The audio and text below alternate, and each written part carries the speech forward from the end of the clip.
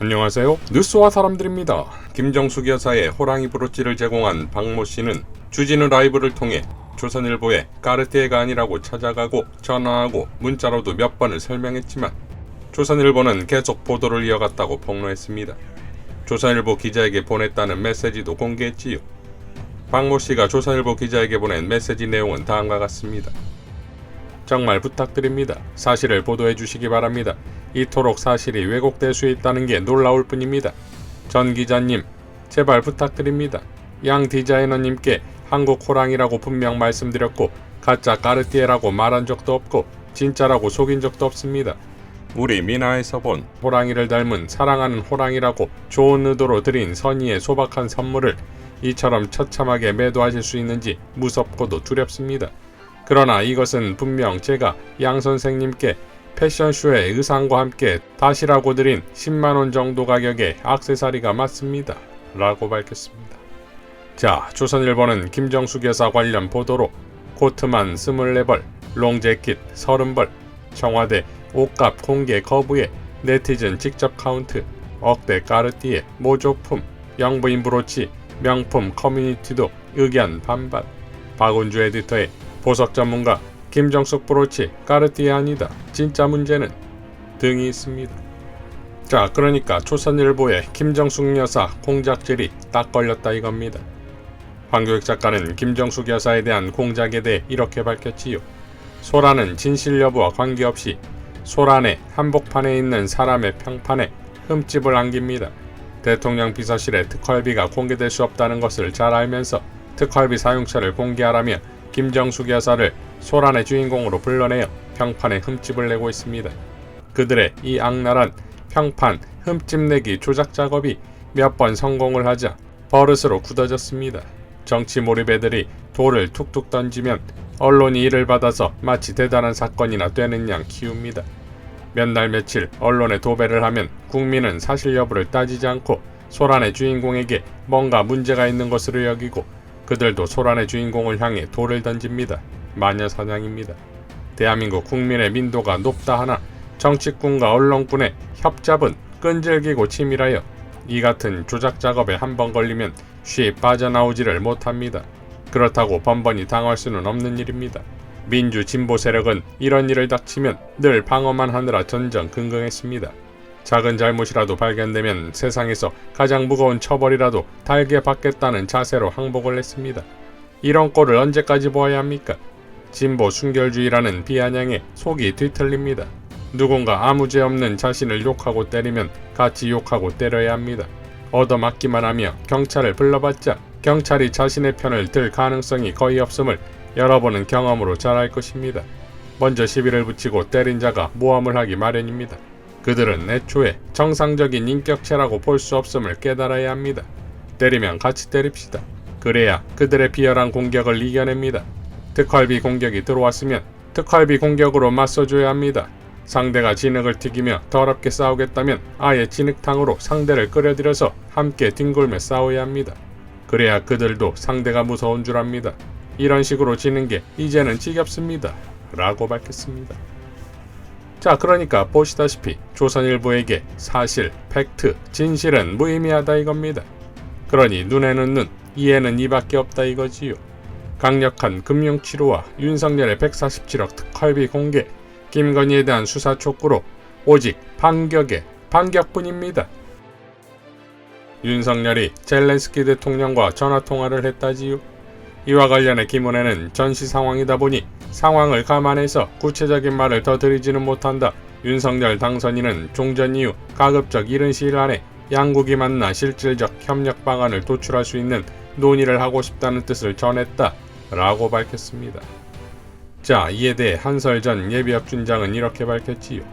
우크라이나 전쟁을 학문적 수준에서 관찰할 만한 능력이 부족하다고 해서 무엇이 이익인지 손해인지까지를 모르지는 않을 것이다. 최소한 외국의 전쟁을 손해와 이익의 관점에서 바라볼 수는 있어야 한다.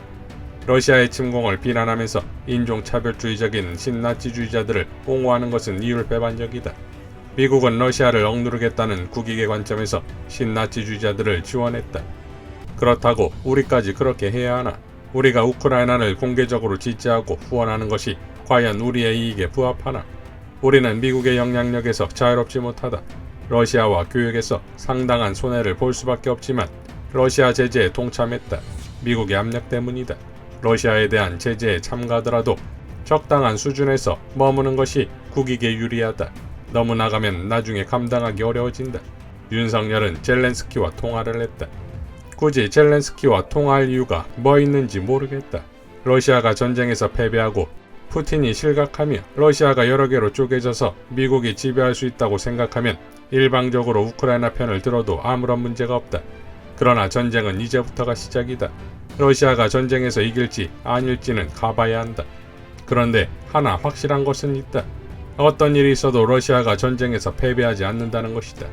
미국의 심기도 적당하게 살피는 것이지 너무 살피면 나중에 한심한 놈이라는 취급을 받는다. 윤석열이 젤렌스키와 전화통화를 하는 것을 보고 걱정이 앞선다. 라고 밝혔습니다. 자, 이런 윤석열이 같은 날 일본 교과서의 역사 왜곡에 대해선 이렇게 밝혔지요. 김은혜 대변인, 아직 당선인의 입장이라 개별적 외교 사안에 대해 입장 표명하는 것은 부적절하다. 원일이 부대변인, 개별 외교 사안이라 인수위 차원에서 입장 낼 문제가 아니다. 자, 중국, 러시아 눈치 없이 우크라이나와도 전화통화하면서 왜 일본에 대한 언급은 부적절한 것이 됩니까?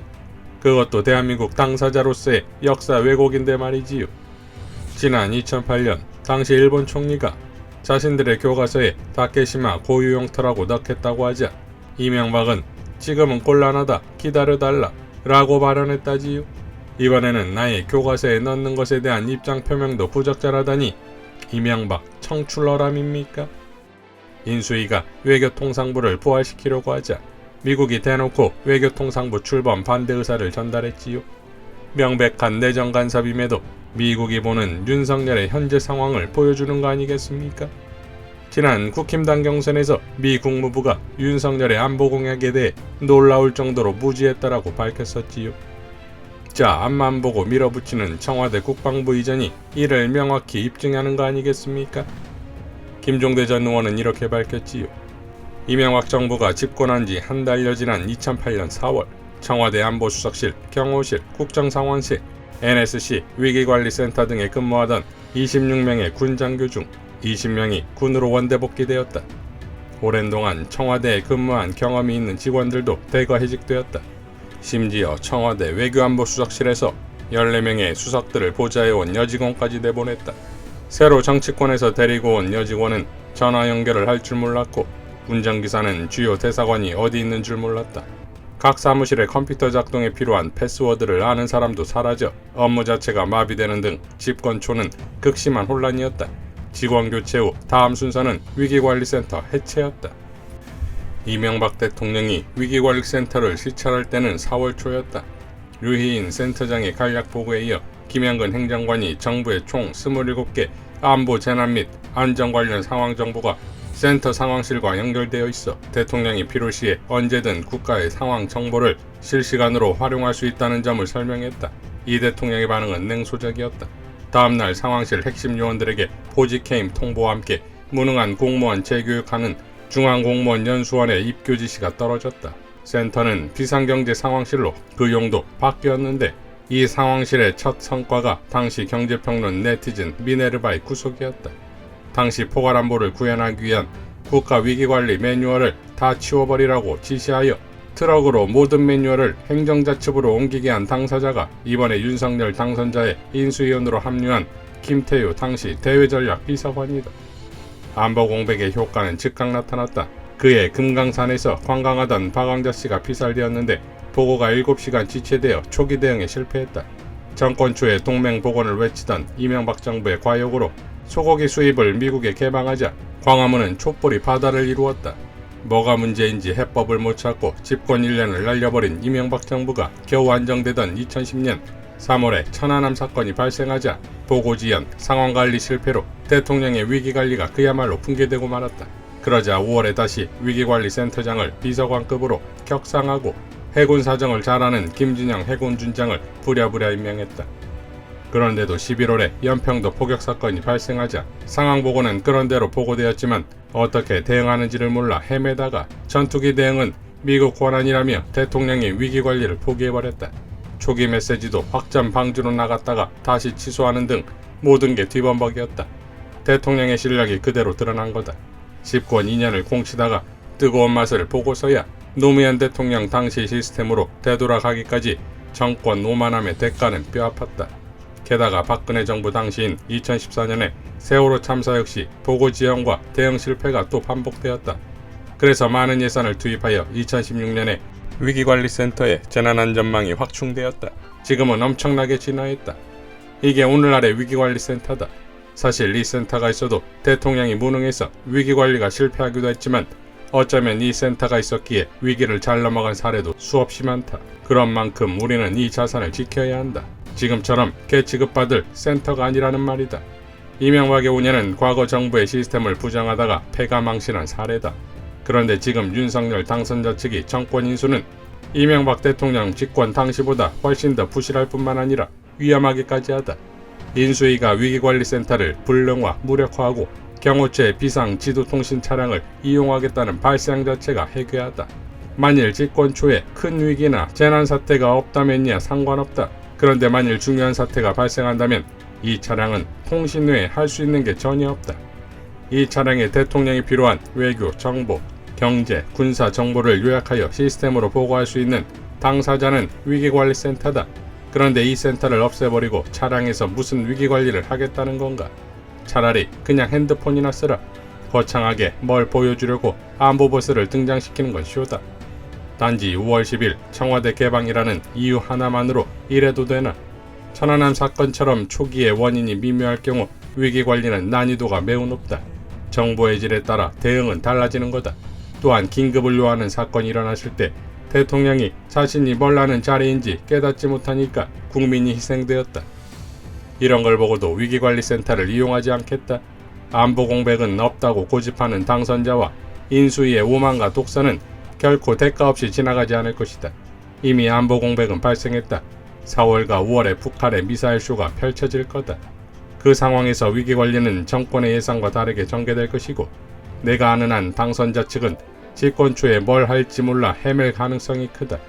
과거 역사를 보고도 저런 짓을 하니 말이다.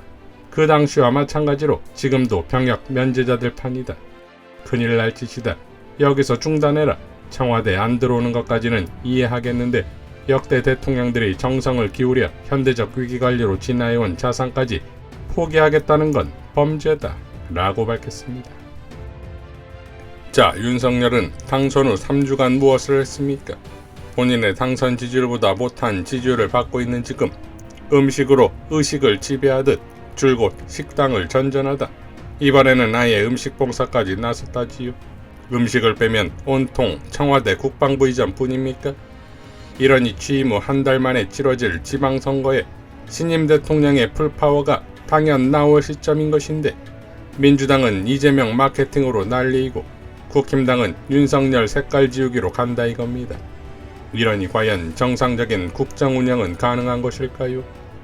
미국, 중국, 러시아, 일본, 북한의 각자의 국익을 위한 치열한 외교전에서 과연 대한민국은 어디로 가시나이까?